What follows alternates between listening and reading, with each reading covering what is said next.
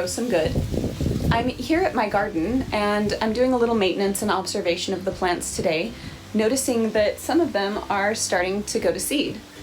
I had the chance recently to connect with Michelle Carrillo, who's a farmer on the Big Island that grows seed for the Hawaii Seed Growers Network. The organization is amazing and I learned so much by speaking with her. She and I had an interview which has been recorded and it will be available on our website for you to log in and listen to. I highly recommend it. I learned so much.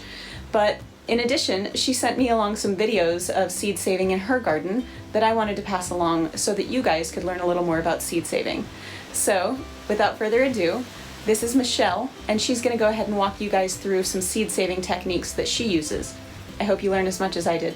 Enjoy. Hi, welcome to my garden. It's nice to have you all in here with me. I want to talk to you guys about leafy greens for a moment. Leafy greens are a very important part of our diet and an important part of the garden. When you're growing leafy greens and you're going to be thinking about saving seed, one thing you want to consider is whether your green is a biennial or an annual. So the difference between a biennial and an annual is that a biennial is going to take 2 years to go to seed. So the plant is going to grow up in the first year, get big and beautiful over winter, and then in the next year it will continue growing and set seed in the fall. This is a little difficult to do in the tropics. Biennials are kale, beets, chard, versus annuals, which will grow in one season and produce seed at the end of the year. So those kind of crops are going to be lettuce, bok choy, arugula. So in my garden, I like to have a variety of plants. So here I have my kales. This is the lacinato variety, and they are really not likely to go to seed here. So I like to grow plants also that will go to seed. So here you can see I have an arugula, and I have it staked up here because it's just starting to flower and produce seed. And here I have some little mustard greens. Mustard greens are great for your garden. They're so easy to grow and they will readily go to seed and become a good volunteer, meaning it'll come back on its own when you let it go to seed in your garden.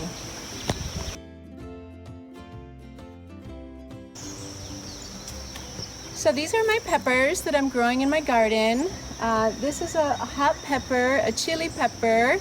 It's a cross between a Thai chili and a serrano. We use it for our hot sauce, super ono.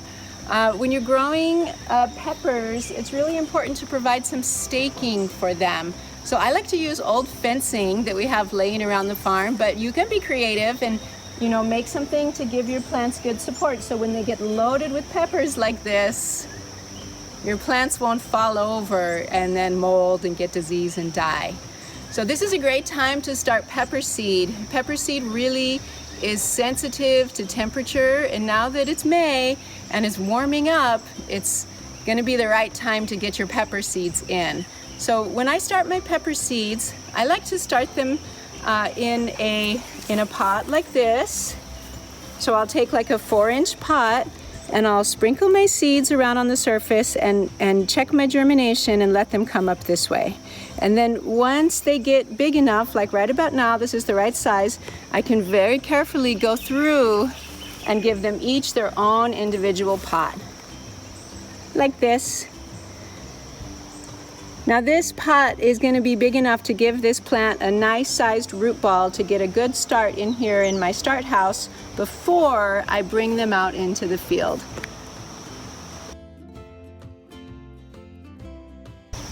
Onions are an important thing to grow in our garden and a big part of our diet.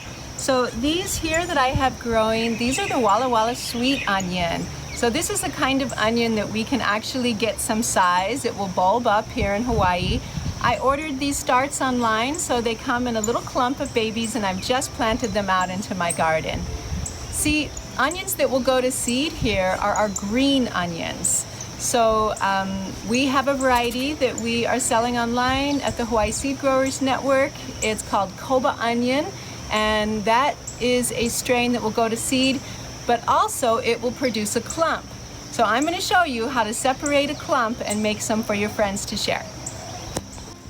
So here's a clump of Koba onions that overwintered in my garden, and you can see they're trying to go to seed here. But I'm not ready for this plant to go to seed. I want to have more onions before I get seed from this crop. So very easy to do. You're going to turn your plant upside down like this and just start to separate the roots out. And you can do this. I like to have like maybe 2 or 3 to kind of keep them in a little small family when I replant them. Go ahead and take off the long pieces that are, falling over or that are looking, a little ragged.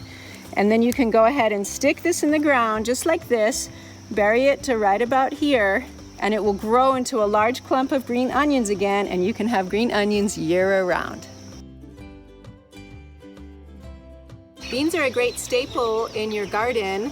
They're going to provide you with a carbohydrate and a protein, so it's really a strong, nourishing food to have in your garden. Here in Pune, where I live, it's very wet and the soil is very heavy. So I have a problem with my seeds rotting in the soil once I plant them. Has that ever happened to you? Well, this is my trick to avoid that. Take a tray. Your mom probably has one of these in the house you can borrow, and get some paper towels. Now you can see these paper towels are wet, but not soaking wet, okay? So get them wet, but then wring them out. Take your beans. I like to soak mine first, give them a good pre-start, so I know they have lots of water. This is lua lua lei, all right? We have this is a old school bean, been around a long time, has adapted to Hawaii's gardens. You're just gonna lay them out on your paper towel like this. Give them lots of room in between each one.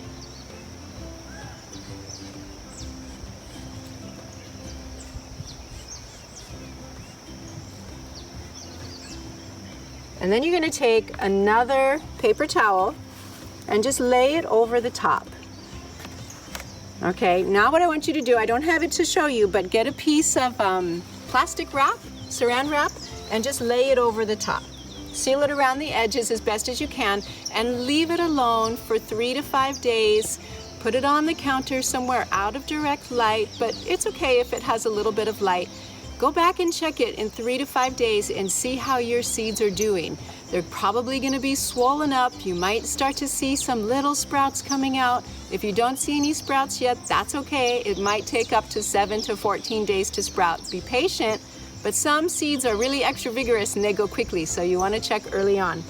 Once your seed has sprouted in here, you're going to very carefully bring it out and put it in your garden. When you're handling it, be very careful with it because the roots have little tiny microscopic hairs that are little original feeder roots, and you don't want to break them or disturb them. When you lay them in your soil, come with me, I'm going to show you.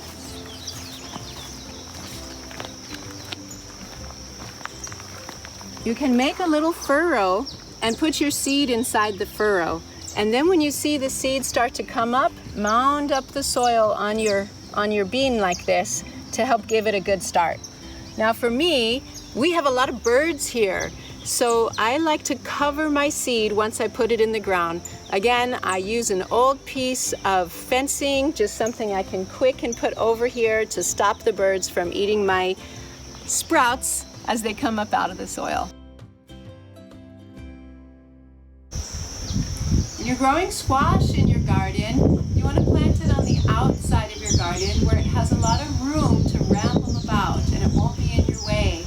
I like to plant my squash right next to my compost pile. You can see these big dark green leaves are getting everything they need to grow.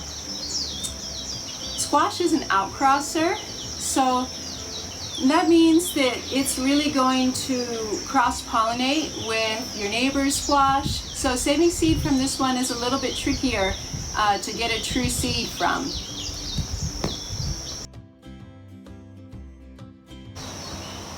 Saving seeds in Hawaii is very interesting. We have 2 different kinds of seeds that we can harvest from.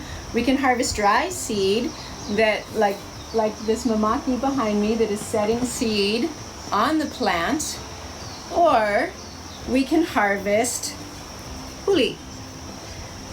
No garden is complete without your taro plants. So this is a kind of seed also. This kind of seed is a little bit easier. We can get them from our neighbors, and after we harvest our plant, we get something that we can put right back in the ground and regrow again.